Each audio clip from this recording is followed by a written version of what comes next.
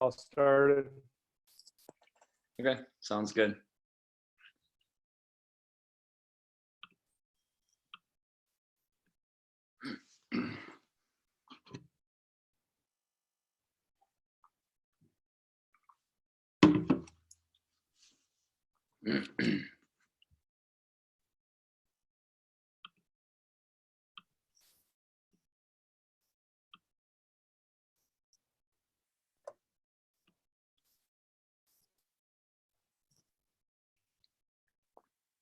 So the live video is not working.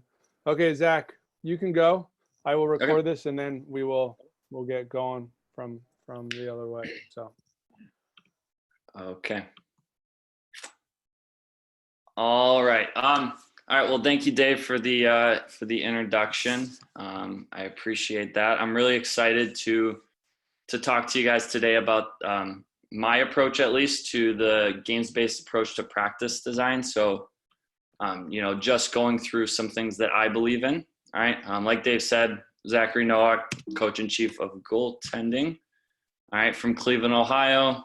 Kind of went over that, so I'll just breeze through that. So what I want to go over first is kind of the way it's always been done, and the way even I started off as a coach. And it's not that any of this is wrong. This is, once again, these are my beliefs, but the way I kind of started off was very much from a coach-centered approach. A lot of explicit instruction. You go here, you do this. This is how you solve the problem, right? A lot of flow drills, unopposed skill drills, repeated patterns or choreographs. So a drill might look like you pass to this guy, then pass to this guy, then pass to this guy, then you go down and shoot. Typically there were longer lines, right? So maybe only 2 or 3 guys are going at a time. Fortunately, I've been very lucky to work with guys like Dave Caruso and Ken Martell, Bill Sweetie, who have all kind of pointed me in different directions in coaching. And, you know, I've looked at the ecological approach or environmental approach to practice design and looked at a lot of the constraints-led approach and stuff like that, which we're not going to talk about today, but I will provide some resources. And that's just kind of the backing of what I do and why I do and why I take this approach. So why choose a games-based approach? The first one is simply it's fun. My kids love to show, or my guys love to show up to practice. They're almost always on time because they're so excited to get on the ice. I feel like players work a lot harder when they're having fun. They're kind of like little kids on the playground. I work in a school full time. And so I see the little kids on the playground at school and the way they interact with their environment. And it's so much like what our guys do in their practices with all the games. So they're kind of exploring and learning and figuring things out, but they're working hard at the same time. So games-based approach provides us with provides our players with representative learning. So I have this graph here on the side. This is just kind of like a chart to show where your practices or where these games might fall. I took this from Stuart Armstrong's presentation last year to our goalies in MidAm last summer. And so with this games-based approach, we're trying and looking to hang out in this area as much as possible. That doesn't mean that we don't go into other areas, right? But we're trying to hang out in here as much as possible. So, you know, this might be day before a game. We might be looking for more of that stability, maybe less new information, but still more representative of the competition. If we're looking to just kind of have a fun day, we might be looking in this area. So that's things like baseball or soccer or playing handball.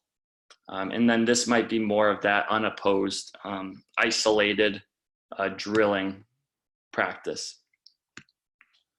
So once again, there's nothing wrong with being in each of these zones, but me personally, I like to hang out in here. Through the games-based approach, I find that players are more creative and adaptive problem solvers. Depending on the game that you create, players are going to solve similar problems, but in different ways every single time. So if you're doing a breakout drill, they'll solve that breakout in a different way, because that's what they're going to be expected to do in a game. As a coach, you can also control their physical output. So if you're doing 3-on-3s or 2-on-2s or 4-on-4s, you can have them going every fourth shift, every third shift. If you know it's a lot of transition or a lot of in zone, you can kind of control their physical output from game to game. And the last one I really like is elicit competition and emotion. All right, so I want my players practicing under the emotion and the stresses of competition. So typically when we do a full game practice, which we play games about 90% of the time, we'll do 4 15-minute games. The first 3 games will count for points, and then the last game will be kind of like all of the points added up. All right, but throughout the games when we play, we do a lot of, if it's tied, we'll do next goal wins. We might do, tell them there's 3 minutes left in the game or 2 minutes left in the game. So now throughout the game, maybe the one team's up 2 goals. They're going to play a little bit more puck management, while the other team might get a little bit more aggressive. So now we have them playing under the emotions of what they might see in a real game, and maybe some of the tactics and how they can translate from our practices to games. So what can be learned through games? These are just 5 that I have that I value the most through this, but team concepts, techniques, systems, mental skills, and communication. And we'll go through most of those here. So the first one is exploring in-game concepts. This is just a tweet that I really like, talks about basically our behaviors when there is the presence of a defender versus more in an isolated manner, and how our behaviors are different. All right. But with this first game, it's called 3v2 to a side. Not very creative with names, but this is the red team's offensive side. This is the blue team's offensive side. All right. They can't cross over this midline, and they can only score on their offensive side. So if I'm on the blue team, I'm defending here, and I'm trying to get the puck, over to my side over here so my blue players can score. What we're looking to create with this game is plays off the half wall and plays off the cycle. So I have 2 clips here, one of our actual game, this game going on itself, and then we're going to have an in-game clip from the NHL. And I just want you to look at some of the similarities from our game and from an in-game clip.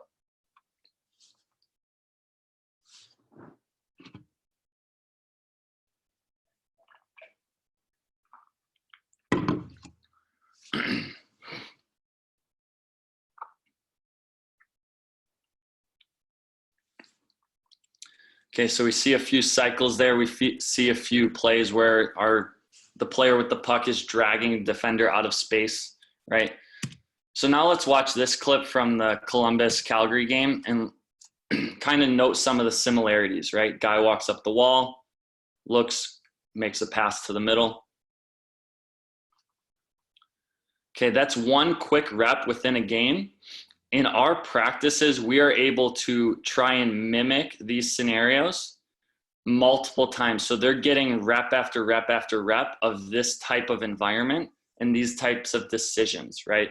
Because it's not going to happen like that exactly in a game, but we're hoping to get them a variety of reps from a variety of different or similar scenarios. Okay. So now how we can use games to explore techniques. Excuse me. So I really, really like Bruce Lee. I think some of the knowledge that he has imparted on this world has been amazing. So I really like this quote from him. The highest technique is to have no technique. My technique is a result of your technique. My movement is a result of your movement. All right. I think that's really, really valuable in terms of my belief in, playing with defenders. So trying to not play unopposed and working on these techniques in an unopposed manner. We're almost never doing techniques in that way. So with this game, it's 3-on-3 cross ice. All right. So everyone's going to be in navy jerseys. And the only way to identify who's on a different team is by tape on the helmet. So one team has pink tape, the other team has white tape. Our hopes with this is that the puck carrier will be playing more heads-up hockey to scan their environment, and the players without the puck are hopefully opening up and presenting themselves in a way that they're available for a pass. Because if they turn their back, the puck carrier is not going to know who's on their team and who's not on their team. All right, so I'll quickly show the clip here. It doesn't show a ton for you guys, but you can see what exactly it looks like. We did notice our players playing more heads-up hockey. We did notice our players opening up a little bit more. All right. What we also noticed, and what some of the players told us, is that they felt like they had to check their shoulders earlier going into corners. They also said they felt like they had to check their shoulders when they were off the puck. All right. So I thought that was really interesting that they kind of adapted to that environment as well. You know, we asked one of our better players what they were thinking about, and he actually said he was thinking about the physical movements and the physical structure of the players on his team. So he was looking at the techniques of players on his team and being able to recognize who was on his team and who wasn't. I thought that was pretty interesting. We had one hope for this game, and not everyone got the same exact learning experience, but I think that's what's really, really cool about this approach. So now we're going to look at exploring systems. The common myth is that you can't teach systems. You got to kind of walk through systems, maybe from a certain approach, but from our approach to teaching systems is we teach systems based on a goal. So this game that we're going to look at here is based on a forecheck. Our goal with our forecheck is to create turnovers and attack quickly. So however they choose or however they decide to do that is on them, and we've explored this environment together. All right, so here's one way that we've started this. Coach will start here with pucks. Blue will start here. Red will start here, and we just dump the puck in this area. Okay, it's Red's job to break it out. It's Blue's job to forecheck. We put a line down the middle. This is representative of an offsides line. If Blue is able to cause a turnover before Red is able to enter and get possession in this zone, Blue will get a bonus point. After that happens, then it'll just play out 3-on-3 for a little bit. Okay. I had a clip of this game, but it was super choppy and I didn't want to share it with you guys and it be all over the place. But once again, thinking about this system or this game and how it's implemented into our systems, I do have an in-game clip for you guys to take a look at here. And so with us playing so many 3-on-3 games, we noticed that we almost always had guys floating high or reloading high.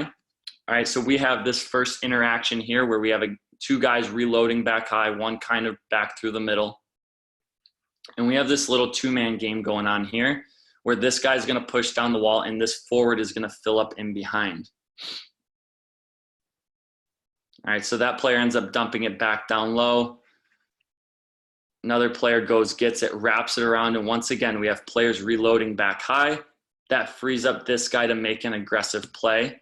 And once we make those turnovers, if we have it, we're looking to attack right away.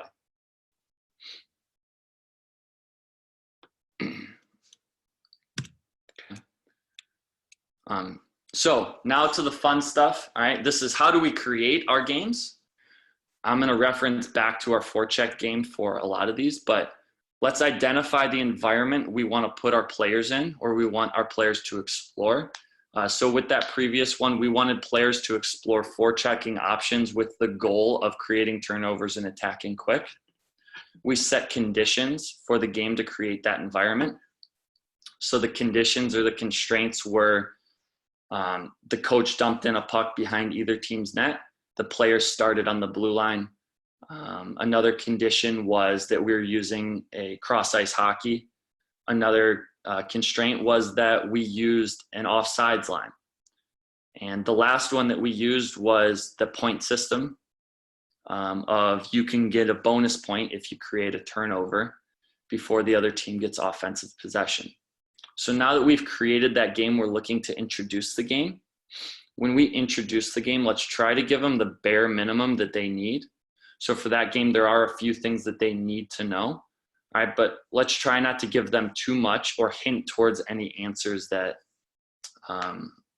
that may be involved. That's at least my approach to it. So once we've created that game and the game's going on, then it's my turn to watch the game and evaluate, is this the right environment for my players? Is this the environment that I wanted to create? For example, that last game, the first time we did it, we just said that if the defensive team is able to cause a turnover in their offensive zone, if that defending team's able to cause a turnover in their offensive zone, they would get a point. So the team that was trying to break the puck out would just dump the puck down to the other end. So we said, okay, that's not right. That's not the environment that we wanted to create. So then we changed the constraints. We didn't tell them they weren't allowed to do it, but we changed the constraints a little bit so that they had to play in a different way. And as a result, we were able to create the environment that we wanted players to explore. So that was more representative breakouts. That was more representative forechecking options. So this is just a few ways that we can change the environment. And I know there's a lot on the screen, but there's a lot that you guys can come up with too. But just a few ways that we do it. How many nets are you using? Where are the nets on the ice? What's the size? So you could even use intermediate nets if you wanted. The playing surface size. The point system we use a lot, and just thinking about certain areas of the ice being more valuable. Maybe a shot from the center of the ice is worth a point, or a goal from the center of the ice is worth 3 points. Maybe certain players, if you can activate certain players, maybe they're worth more points to score. And then earning points with defensive play, so like in the forechecking game, or maybe if a team can outnumber the puck and cause a turnover, maybe they get a bonus point. Thinking about, where do the players start? Where does the puck start? So in that forecheck game, I could have started players on the wall. I could have started players across from each other. I could start players in all sorts of different places as well. I can dump the puck in a different spot too. I could dump the puck in to the center of the ice, to the corner, to behind the net, all sorts of different places to create different environments. Okay. Another one that we really like is, can you gain more players? Where do they come from? How do they get in? So one game that we play, it starts off 2-on-2, and it starts off with a puck race. And whoever can win the puck race and gain possession first gets an extra player. The team that didn't win the puck race now has to try and cause a turnover and get possession before they can get their third guy in, and then we play out 3-on-3. That's just one example, and there's many ways you can do that. Think about next, do you need to tell them the rules, and which ones do they need to know? So obviously, forecheck game, they do need to know some rules. But we also play a game it's called the mystery game. And we as the coaching staff know what the bonus points are, but the teams do not. So we typically will play 3-on-3 cross ice, and they'll play, and it's their job as a team to figure out what is going to allow them to have success in that environment. And so as a team, you see them starting to talk, and they're sometimes asking us questions like, hey, is this it? And we're like, I don't know. But they're talking with each other, trying to figure out what the bonus point is. And so typically the team that is able to recognize and figure out what's going on in their environment and what's being rewarded is typically going to be the team that figures it out and wins or has the most success in that game. Another way that we play that game is maybe the Navy team gets one way to get bonus points and the gold team gets a different way to get bonus points. So now they're trying to figure out what each other are trying to do to get extra points. And they're trying to figure out, kind of read the other team and try and stop them from what they're doing, which is our hopes for a real game, right? Is them looking within the actual game itself to figure out the solutions. So once, as this is going on, it's important that we are giving some sort of feedback and creating some sort of discussion. So if you see a player struggling with a certain game, you can ask them questions to guide their learning.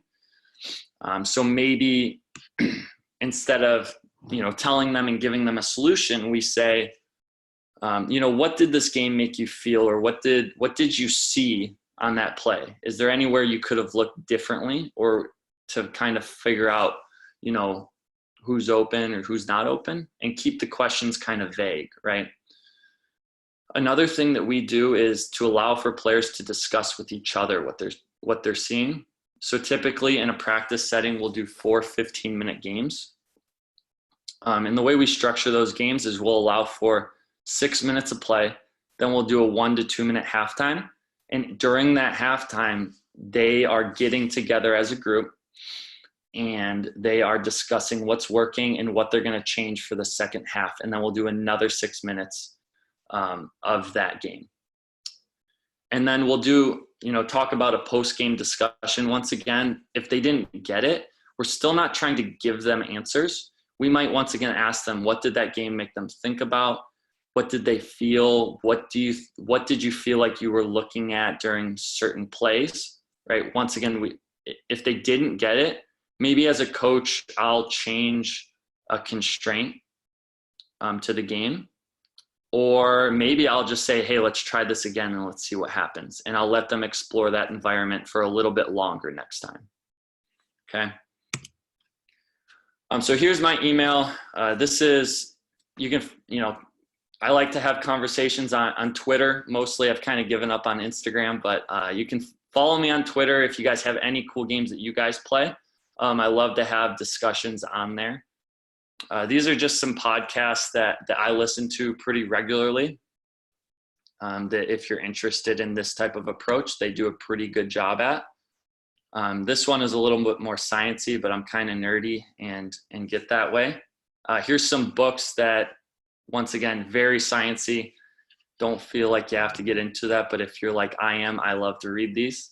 And then if you're interested in this type of approach, Opposite Direction does a really good job introducing those concepts in about 3-minute videos.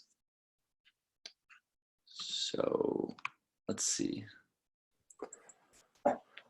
Thanks, Zach. So here's one question that we have is, can you give an example of what the bonus point would be? Is it decided before the game begins, or do the coaches decide as the game goes on? That's a good question. So you could, at least us, we will kind of do either. Sometimes we'll give bonus points just for effort. Like if we see a guy that's working exceptionally hard, we might just give bonus points within that game. And our players expect that because we do it pretty regularly. But yeah, the bonus points, at least when you're creating a game, will typically be set out ahead of time. So like with the forecheck game, we know that the bonus point is to create turnovers before the other team can get offensive possession. We just say bonus point because that's a point outside of actually scoring a goal. So yeah, if you're creating a game, it would be set out ahead of time. So I know that you probably didn't start coaching with the games-based approach and doing that. Was it hard to transition to it? And then kind of more specifically, you're coaching college kids who probably didn't really have this as they were growing up. How was that when you were coaching college kids, and how did they accept this? Yeah. So no, I definitely didn't start out this way, but once again, I was so fortunate to work with Dave and Ken and a lot of other people that have helped guide my learning and just listening to a lot of these podcasts. That's really kind of guided me. And for me, it's about understanding the why I'm doing and making sure what I'm doing is correct in terms of I guess the science behind it, and just making sure that I'm doing what I can to better my players. In terms of the college kids, it was definitely a little bit different for a lot of them. A lot of them were used to flow drills and to a different approach to practice, but honestly, they were awesome. They were really great, and they loved it. They loved the games-based approach. I know one of them, did like some of the flow base, but we talked about it at the start of the year. We said, this is what we're going to do. This is why we're going to do it. And this is the backing to it. And everyone was on board pretty much the whole year. We didn't really run any systems. We just played a lot of these conditioned games. And we implemented a little bit more structure towards the end of the year, but pretty much no structure to start the year, just a lot of these conditioned games. So another question that we've gotten, actually a couple, is what are the consequences for the losing teams? I know we were talking about this weekend, and you had some pretty neat little things to have rewards, and I want you to talk about that. Yeah, so I mean, I would try and maybe stay away from the consequences as best you can, but I mean, we do like picking up pucks, or sometimes we'll do like untying the other people's skates or whatever. But a really cool one, Bill Sweetie actually gave me the idea of it. He did a thing with his youth kids. It was called Stanley Pylon. And basically, if you won that game or those games that day, your players got to carry around a little pylon, and they pretended like it was the Stanley Cup, and they skated around and were, you know, kind of kissing the cup or whatever. So actually an idea that we came up with that we were going to try for next year was maybe doing like a big pylon and having guys, like when they win, they all get to sign it or something. And I don't know. So finding ways that you can reward them versus necessarily having the consequences and punishing them or something like that is what I would lean more towards. So another question from Mac. He said, in your college hockey setting, what percentage of your practices would be games based? Do you think you should increase or decrease that number? And Coach Beanie was talking just about this last week. He was Coach Grillo talked about, and he asked Coach Grillo if he was going to go back, or Coach Beanie to go back and coach right now, how much would be a games-based approach? And Coach Beanie said 98%. So what would you say for you? Yeah, I mean, for the college guys, we play about 90%. A lot of that is based on ice time. I mean, we're on the ice for an hour, sometimes 2 hours, and we want to get the most out of it. So if we're breaking down stuff system-wise, typically we'll just talk about that, or we might do videos. But we do games about 90% of the time. We may do a flow drill with light pressure, but me and the other assistant coach are out there giving light pressure, and that's about all that we'll do in terms of a flow drill, but it typically just be for warm-up. So that's at the college level. But if you were coaching, you know, your 10U or 12U, and you had a team that, you know, had kind of a mixed level of players, you know, you got some pretty good players who are more experienced, and some maybe that wouldn't be beginner. How much of this type of stuff would you be doing with them? Yeah, I'd be doing more. Their warm-ups would be, you know, maybe not necessarily game, but they might be like chaos drills or fun drills for them that they can get warmed up with. But I would always pretty much have some sort of like, they're going against an opponent and reading their environment and stuff like that. So pretty much all the time. And everybody knows, and or a lot of people say, hey, skating is the most important thing, or specific skills, or puck handling, or whatever.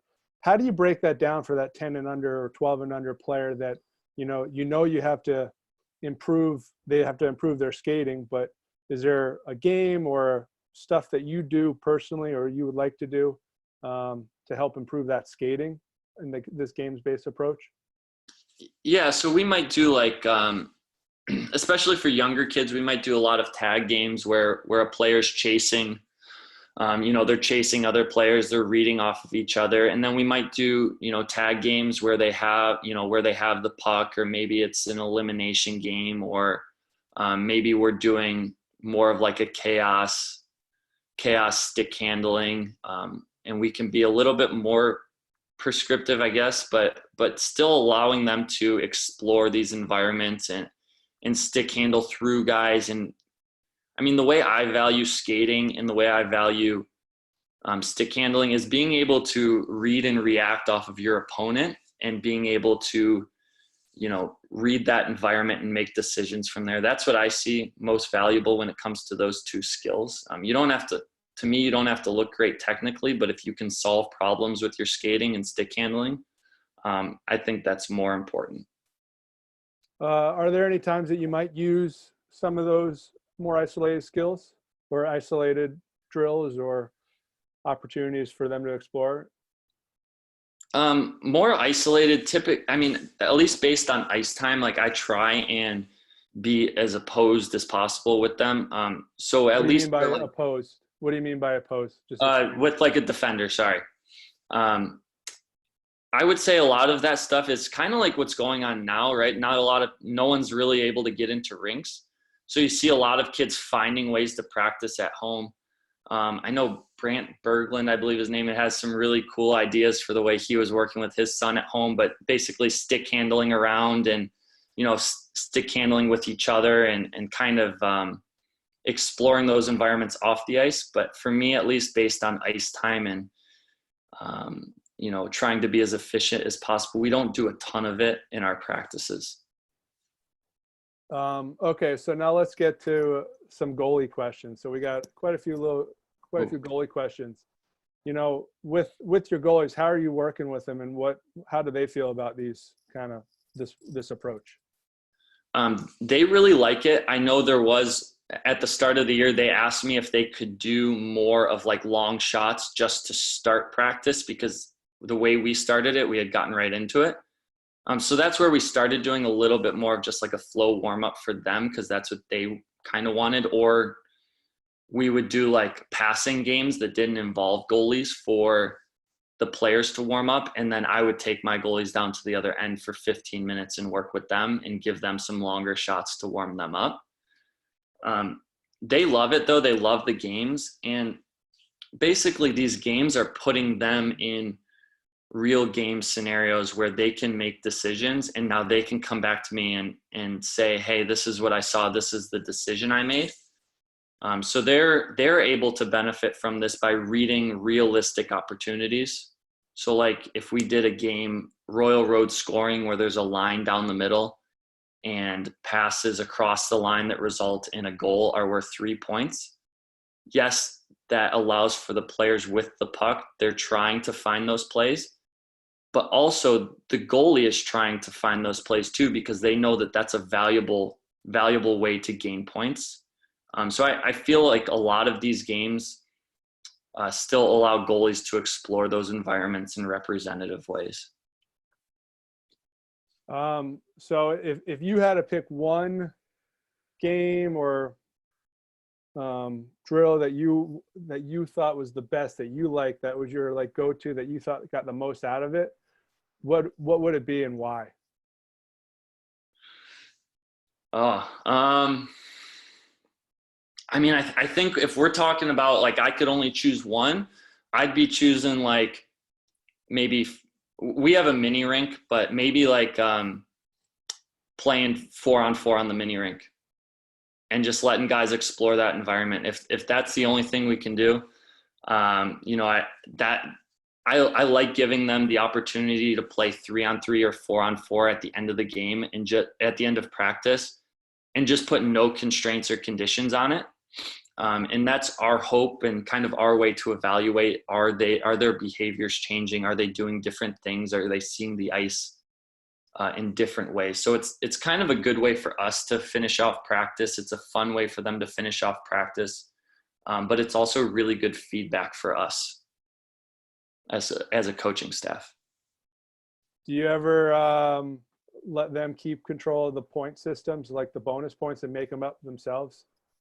Yeah. So we had to end the year, actually, we started doing that, where each team got to pick their own game and they got to choose the bonus points. So the Navy team got to choose one game and they got to choose the bonus points. And then the gold team got to choose a game and choose their own bonus points, which was really fun because they ended up choosing the same game. I guess they really liked that one. But yeah, no, we started to do that at the end of the year a lot.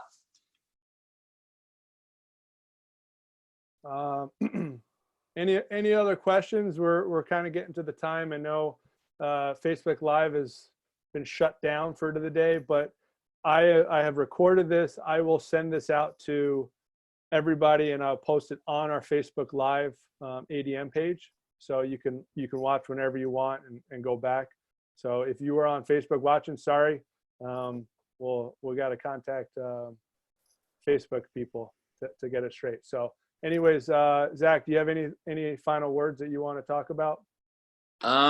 No, I mean, I just want to thank everyone for listening and tuning in. And like I said, if you guys have any questions, please email me. I'm more than happy to have those conversations, and, start those conversations on Twitter too. That's kind of where I'm most active on that. And there's a bunch of people that love to jump in on those conversations with me. So just thank you guys. So, and remember, the rest of the week, we have a great guest as well. We're going to be at 3:30 Eastern time for the rest of the week on Wednesday, Thursday, and Friday. So tomorrow we have Tara Connolly. She's going to talk about scoring. On Thursday, we have Maria Mountain. She's going to talk about at-home training strategies for your goalies, but that could easily be help your players as well. And then on Friday, we have one of the top people in physical literacy and physical literacy. He's going to dive real deep into it, the importance of that. His name is Dr. Dean Carolars. Sorry if I messed up the name. So anyways, we really thank everybody for joining in, and send me an email for any questions or comments. And for the Facebook Live people, sorry, we will post it on Facebook Live ASAP and get this taken care of. So thanks again, Zach. It was great. And have a good day, and see you all tomorrow.